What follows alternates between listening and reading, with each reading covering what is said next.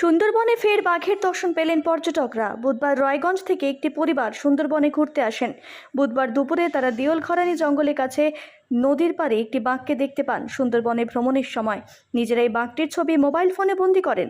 বাঘটি নদীর পাড় থেকে জলে নেমে সাঁতরে অন্য জঙ্গলে চলে যায়, যা দেখে বেজায় খুশি পর্যটক পরিবার। অলোকবাবু, আপনি তো এই সুন্দরবনে গেছিলেন আজকে, তো আপনি আজকের বাঘ দেখলেন, তাতে আপনার কেমন লাগলো? আপনি এই ঝড়খালিতে সুন্দরবনে কিভাবে এলেন এই মা লক্ষ্মী হোমস্টেতে, একটু বলবেন?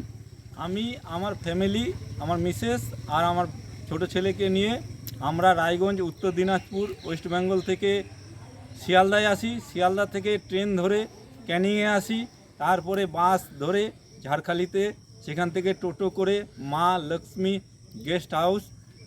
এটা আমারই কলিগ ছিল মোহনবাবু, ওনার সাথে আমি ফোনে কন্ট্যাক্ট করি এবং উনি আমাদের সব এখানটায় ঘোরার ব্যবস্থা করে দেয়। আমরা কালকে আসার পরে বৃষ্টি পেয়েছি, বৃষ্টিতে আমরা কোথাও বের হইনি।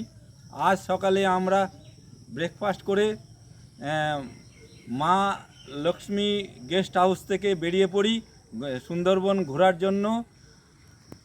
সেখানে আমরা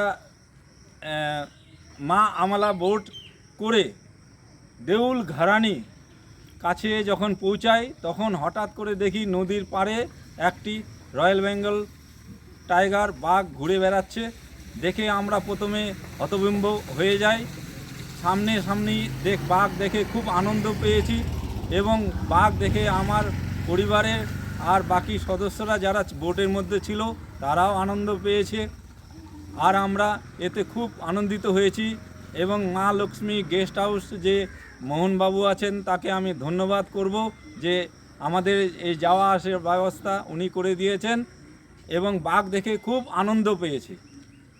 এবং সেখান থেকে আমরা বাঘ দেখে আবার ঘুরে আমরা মা লক্ষ্মী গেস্ট হাউসে স্টে করছি।